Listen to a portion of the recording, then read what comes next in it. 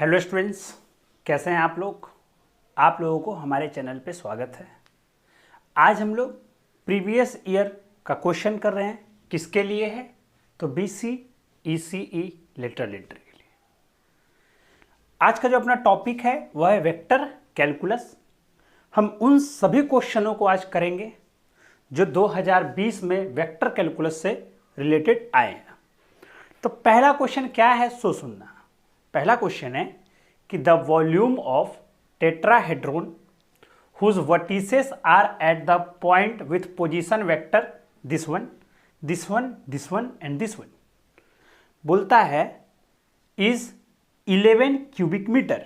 बोलता है कि टेट्राहेड्रॉन का वॉल्यूम जो है वह कितना है, तो वह है 11 cubic metre, sorry cubic unit. जहां पर क्या है कि टेट्राहेड्रॉन का वर्टिसेस का पोजीशन वेक्टर दे दिया है। Volume of tetrahedron whose vertices are the point with position vector. तो सबसे पहले हम लोग देखते हैं टेट्राहेड्रॉन को। सॉल्यूशन एकदम अच्छे से देखना, बहुत आसानी से समझा देंगे। मान लेते हैं कि यहां एक पॉइंट है, इस पॉइंट का नाम है ए।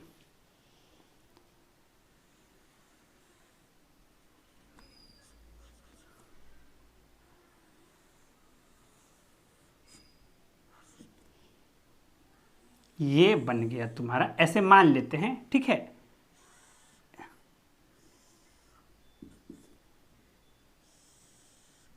ये है टेट्राहेड्रॉन जिसका जो बेस है वह है ट्रायंगुलर टाइप का। बोलो क्लियर एकदम। नीचे में ट्रायंगुलर है और ऐसे है। फील आया थोड़ा बहुत कैसा होगा ये? अच्छा, तो हमको तो भाई सवाल बनने से मतलब है। अच्छा, तो इसका एक पॉइंट यहां पर है, ये पॉइंट यहां पर है, ये यहां पर है, ये तो यहां पर है। तो इसको बोले हम लोग वर्टिसेस, ठीक है। तो बोलता है कि इस वर्टिसेस का पोजीशन वेक्टर दे दिया है। अच्छा, याद है कि मान लेते हैं, अच्छे समझना, मान लेते हैं कि यहां पर कोई पॉइंट है और ये पॉइंट है 2,3, है ना। तो ए पॉइंट का पोजीशन वेक्टर कैसे लिखोगे? तो भाई इसको ओरिजिन से मिला देंगे, एरो ऐसा दे देंगे और ये पोजीशन वेक्टर हो जाएगा 2i 3j। तो उसी प्रकार से क्या किया है कि पोजीशन वेक्टर दे दिया है ए पॉइंट का, बी पॉइंट का, मतलब जो जो चार वर्टिसेस दिए हुए चारों का दे दिया पोजीशन वेक्टर। तो अगर वह पोजीशन वेक्टर दे दिया है तो हम ना ए पॉइंट कंसीडर करते हैं इस वाले को।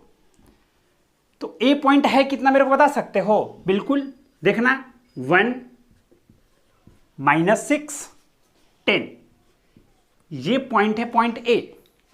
उसी प्रकार से ये है पॉइंट बी। तो क्या लिखेंगे?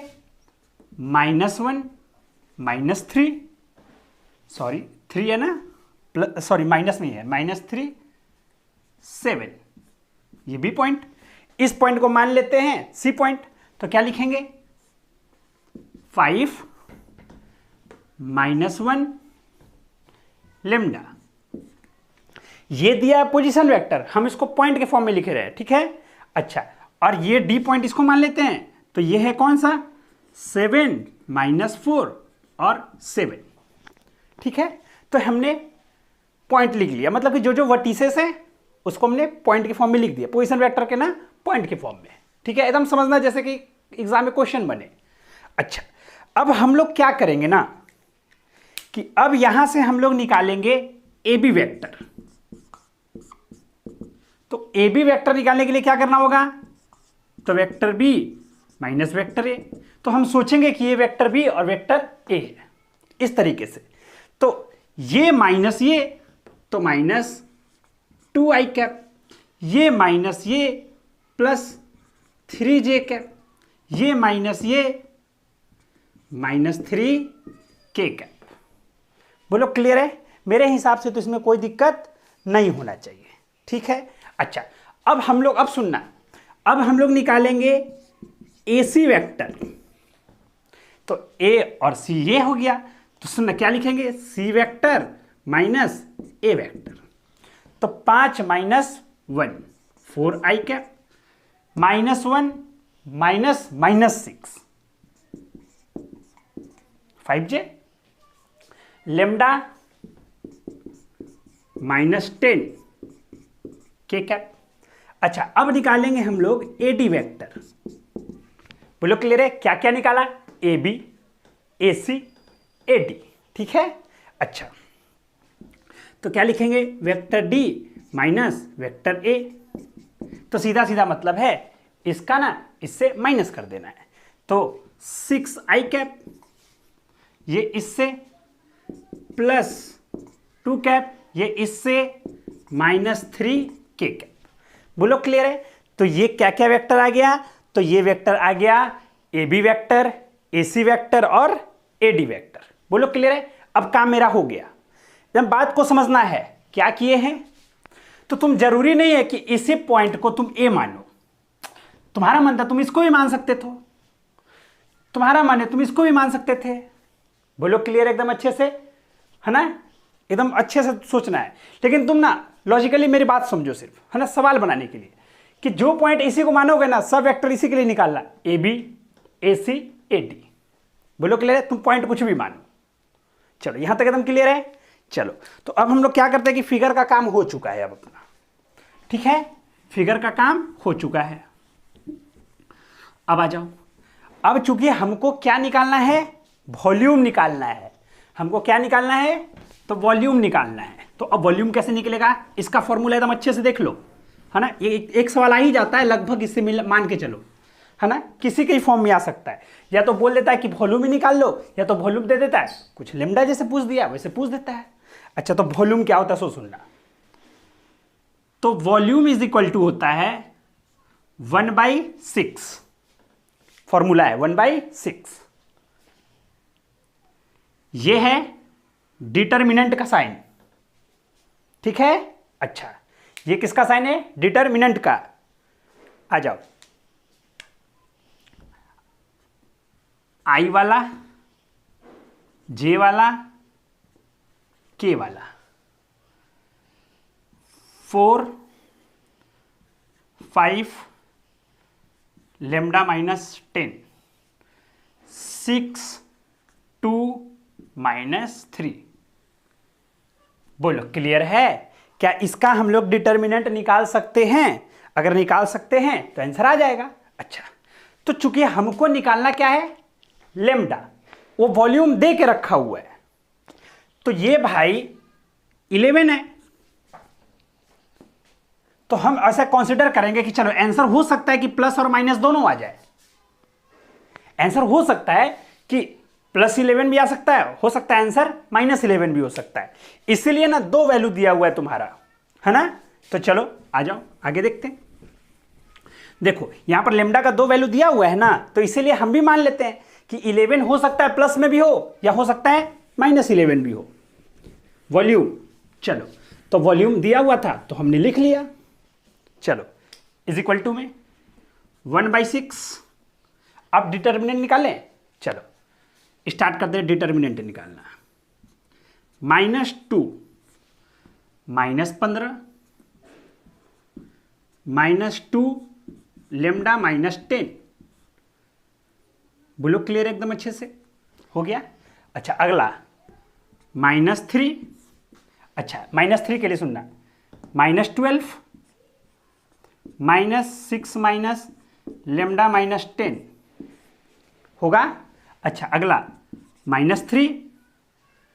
चलो डिटर्मिनेंट सिर्फ निकाल रहे हैं, 8 -30 ब्रैकेट बंद। बोलो क्लियर एकदम अच्छे से, यहां तो कोई दिक्कत नहीं है। अब 2 है, या तो प्लस या तो माइनस, तो हम पहले प्लस वाला लेते हैं उसके बाद फिर माइनस वाला लेंगे, ठीक है, क्योंकि 2 वैल्यू है ना इधर। अच्छा चलो देखो, हटाओ +-11। चलो इसको सॉल्व करें। अच्छा, इसको उधर लेके चले जाएं तो लिख सकते हैं +-66, क्योंकि ये ऊपर चला गया। अब अंदर वाले को सॉल्व करते हैं। सो सुनना, -2, अब सुनना, -15 -2 लेमडा +20 होगा। अच्छा, अब सुनना आगे, -3, आगे -12 -6 लेमडा +60। अच्छा आगे देखते, -3 -22। बोलो क्लियर? इन सबको अब हमको सॉल्व करना है, तो हम रफ कर देते इधर। अच्छा इधर आओ, यहां तक कोई दिक्कत है? मेरे हिसाब से तो कोई दिक्कत नहीं होना चाहिए, एकदम अच्छे से देखना है, बहुत ही आसान है। चलो अब आ जाओ, अब देखते हैं। इधर है 66, इधर का सॉल्यूशन करते हैं। सुनना, -2, अच्छा इसको कितना लिखा जाएगा? 5 -2 लेमडा।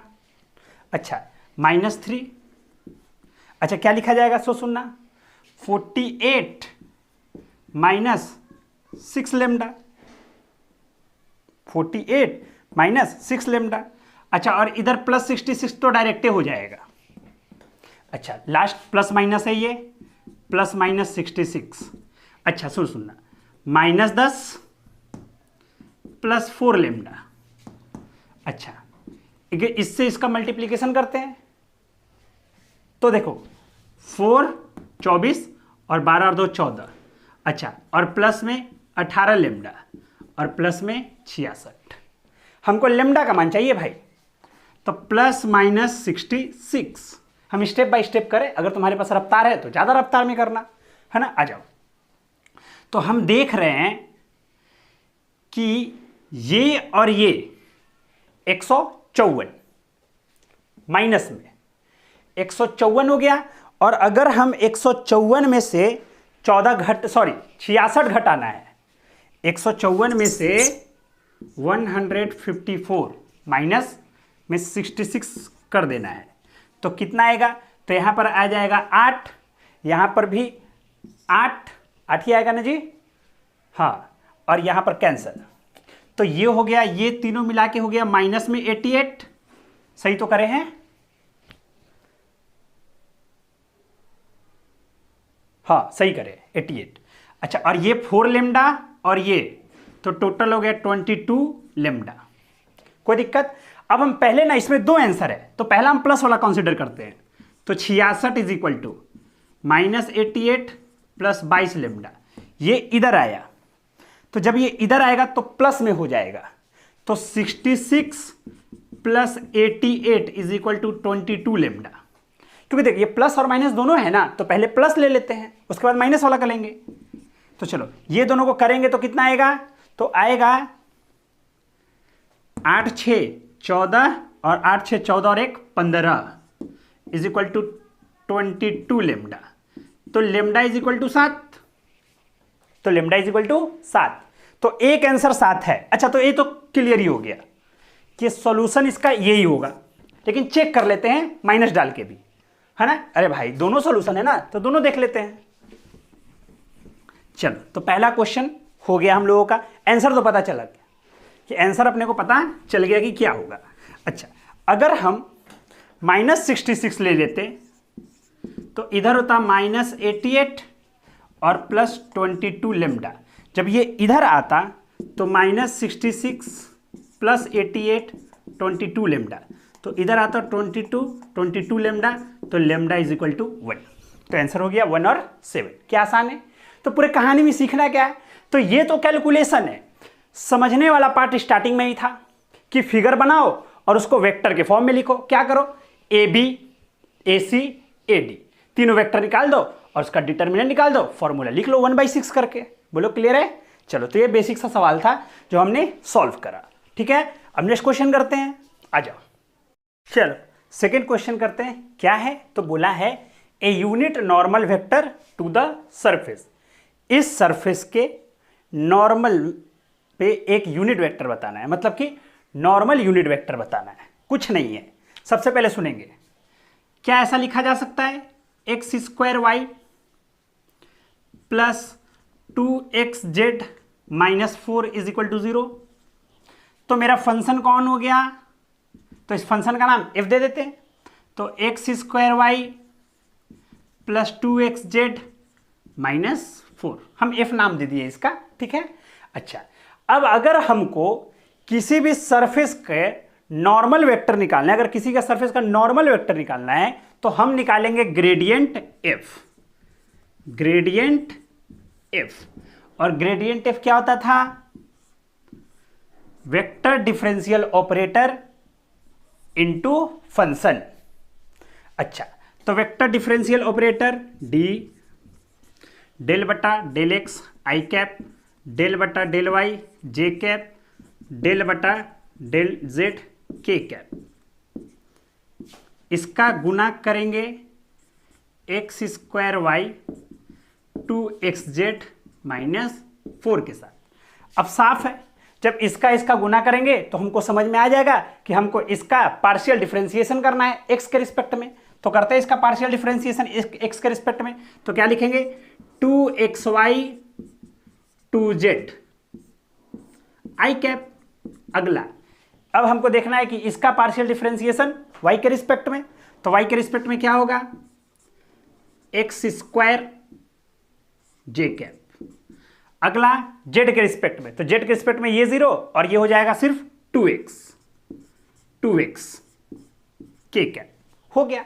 लेकिन हमको ये जो ग्रेडियंट f जो है, ग्रेडियंट f हमको किस पॉइंट पर निकालना है? तो इस पॉइंट पर देखो 2,3 ऐसे दिया हुआ है, 2 -2 और 3, मतलब ये हो गया x, ये हो गया y और ये हो गया z, जो कि हम पहले से दिखा चुके थे।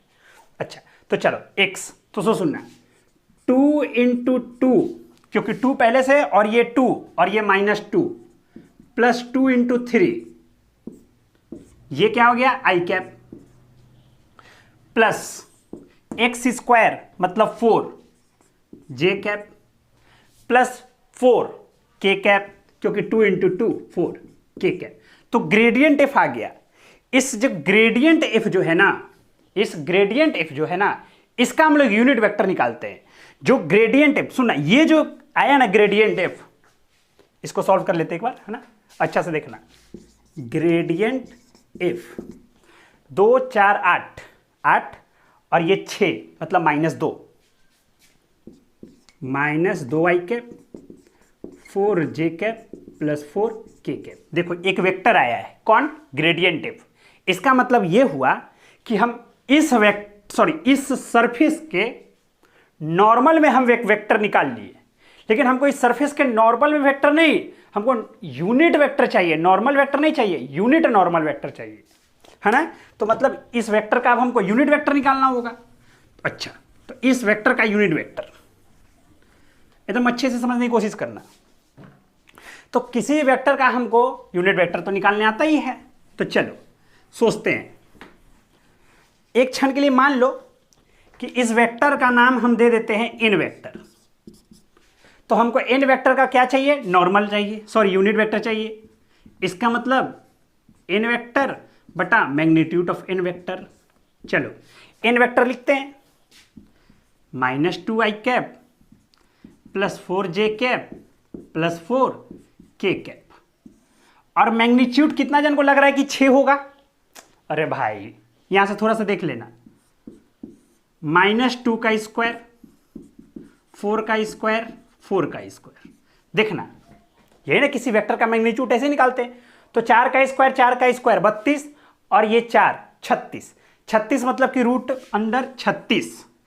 रूट अंडर 36 कहने का मतलब हो गया 6। 6 कहने का मतलब कि ऊपर से हम ले लिए कॉमन 2, तो जैसे ही 2 कॉमन लिए तो ये कट गया, तो नीचे में बच गया 3, तो 3। अच्छा, -i + 2 क्योंकि 2 कॉमन ले लिए थे। तो सुनते हैं आंसर, -1/3 आई कैप, -1/3 आई कैप। या तो आंसर ये, या तो आंसर ये। अगला प्लस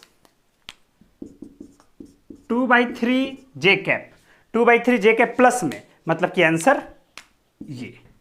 बोलो क्लियर है? आगे देख लेना, अपना लिख लेना। अरे प्लस 2/3 के कैप, आसान ही है। नेक्स्ट,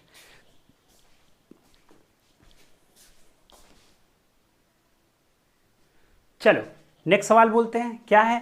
तो बोलता है कि एक वेक्टर है, क्या है, एक वेक्टर है और वो वेक्टर दिया हुआ है, उस वेक्टर का नाम है वेक्टर भी।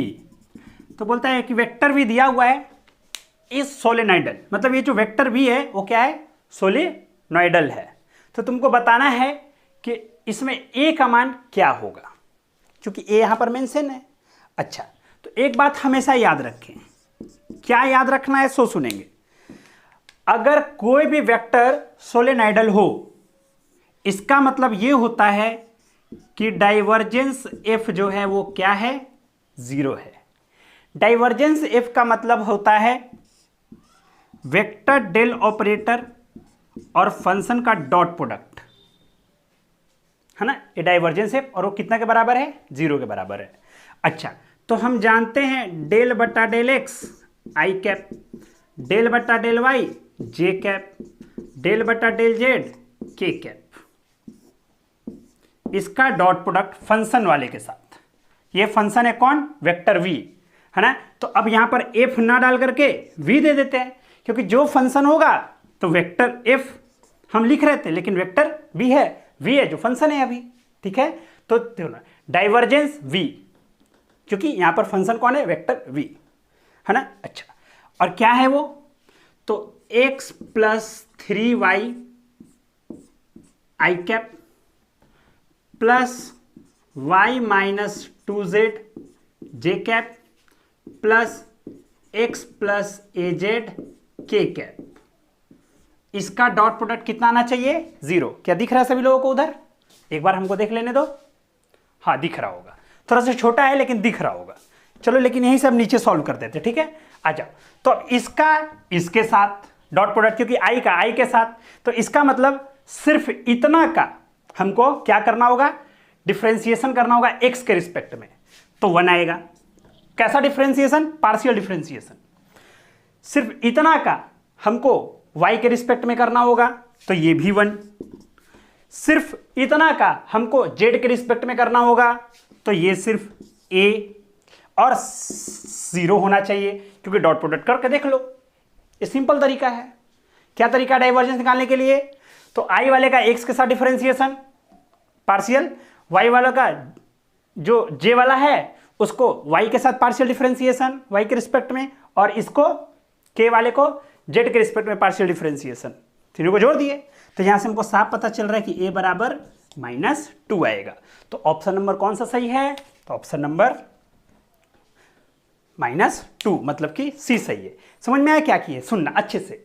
जब तुम लिखोगे तो ये डॉट ये लिखोगे ना, क्योंकि आई डॉट आई 1 होता है, तो सिर्फ लिखना तो यही पड़ेगा ना, डेल बटा डेल एक्स किसका, x प्लस 3y प्लस उसी प्रकार से डेल बटा डेल y, और क्या लिखोगे, y माइनस 2z, उसी प्रकार से डेल बटा del z, x plus az is equal to 0। अब वही तो करा है ना, x के रिस्पेक्ट में पार्शियल डिफरेंशिएशन 1, y के रिस्पेक्ट में 1, z के रिस्पेक्ट में a। हो गया, सवाल खत्म। बोलो क्या आसान है। चलो नेक्स्ट सवाल करते हैं। चलो अब ये भी क्वेश्चन देखते हैं। अच्छा, उससे पहले एक इंपॉर्टेंट बात, अगर आप लोग हमारी चैनल को पहली बार देख रहे हैं तो आप चैनल को जरूर सब्सक्राइब करें, है ना, और अपने दोस्तों को भी जरूर बताएं। और ऐसा है कि अभी आप लोग का कुछ दिन बाद एग्ज़ाम है, तो अब तो आप लोग कोर्स नहीं ले सकते हैं, लेकिन जिन लोगों को और भी वीडियो चाहिए होगा, जिनको ज़रूरत है, वो हमारे ऐप को डाउनलोड कर सकते हैं।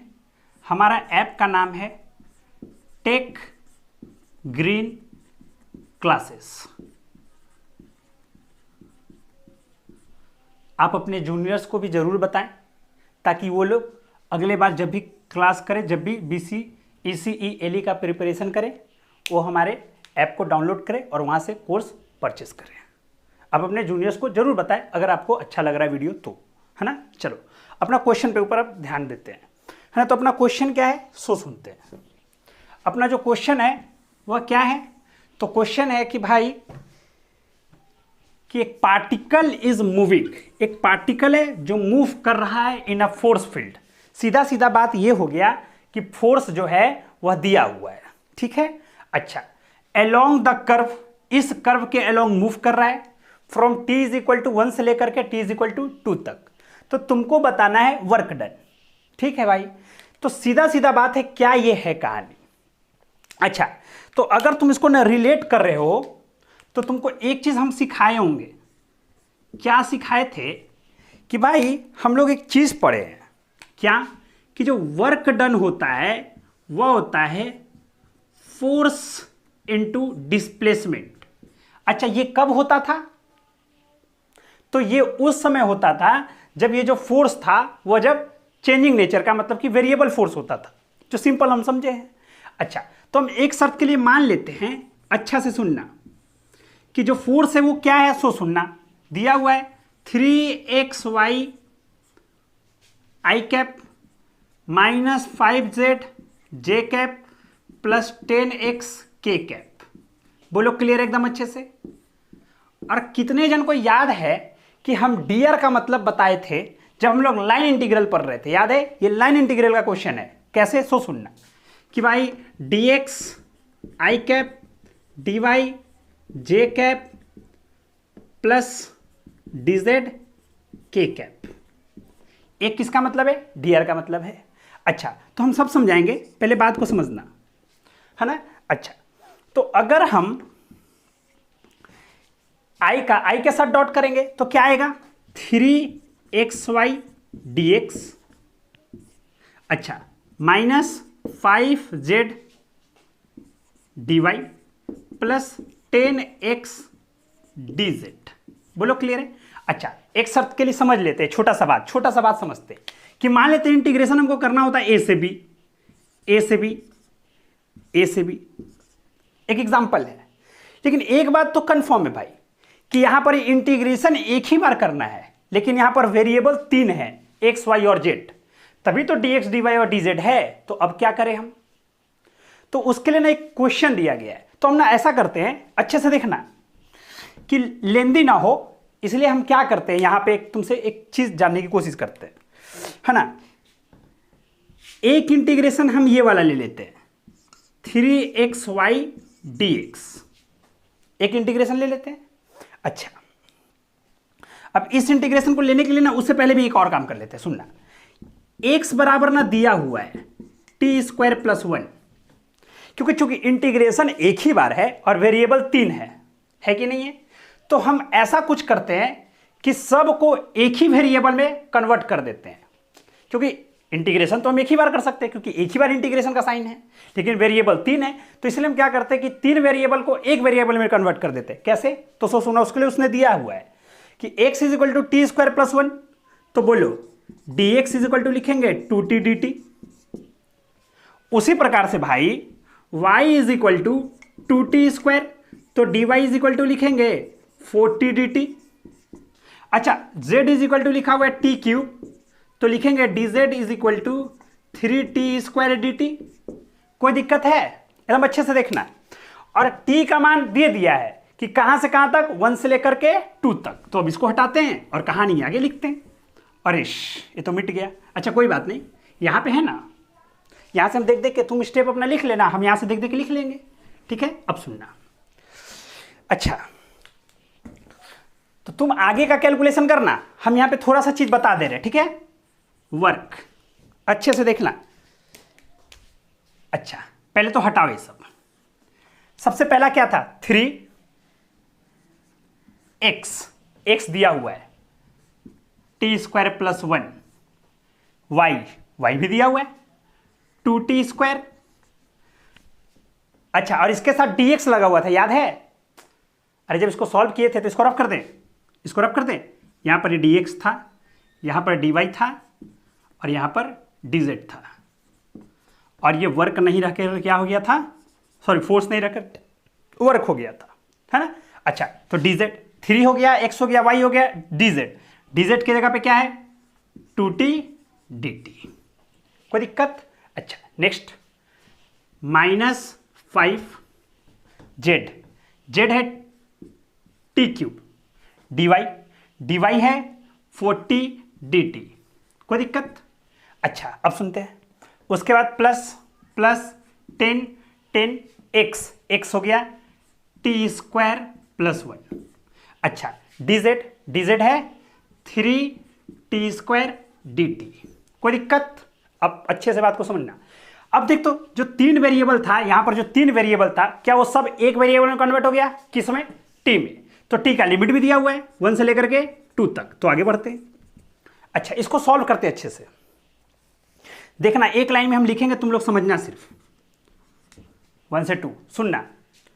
2t 2 2 3 मतलब कि टोटल 12।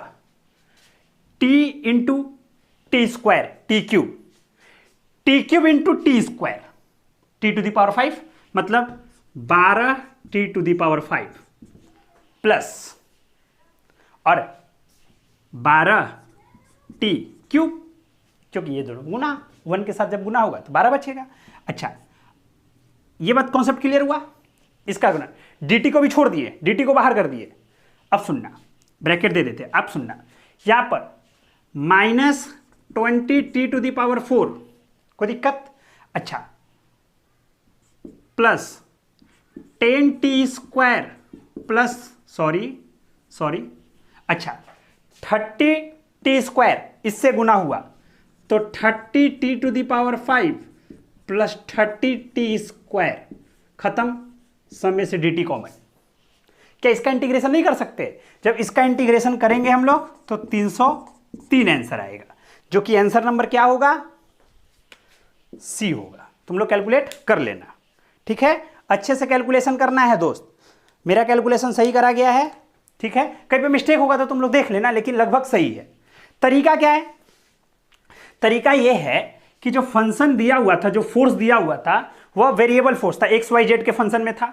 जब हम लोग उसका वर्क निकाले तो 3 वेरिएबल आ गए, dx dy और dz, मतलब x y और z। लेकिन इंटीग्रेशन एक ही था, क्योंकि वर्क डन होता है इंटीग्रेशन फोर्स इनटू डिस्प्लेसमेंट। तो एक इंटीग्रेशन और वेरिएबल 3। तो हम क्या किए कि तीनों वेरिएबल को एक वेरिएबल में कन्वर्ट कर दिए। उसके लिए उसने एक जुगाड़ देकर रखा हुआ था कि भाई x को t में बदला जा सकता है, तो x जब t में बदलेगा तो dt भी बदलेगा। बोलो क्लियर है? और हमने उसको सॉल्व करा। बोलो क्लियर है? तो ये अच्छा सवाल था मेरे हिसाब से लाइन इंटीग्रल का। इससे क्वेश्चन आते भी हैं, तो आप लोग अच्छे से इसको पढ़ें और अपने दोस्तों को जरूर शेयर करें। और अगर चैनल में पहली बार आए हैं तो चैनल को सब्सक्राइब करें, अपने जूनियर्स को भी बताएं ताकि वो लोग भी क्लास को आगे आने वाले समय में ज्वाइन कर सकें, है ना? Thank you very much.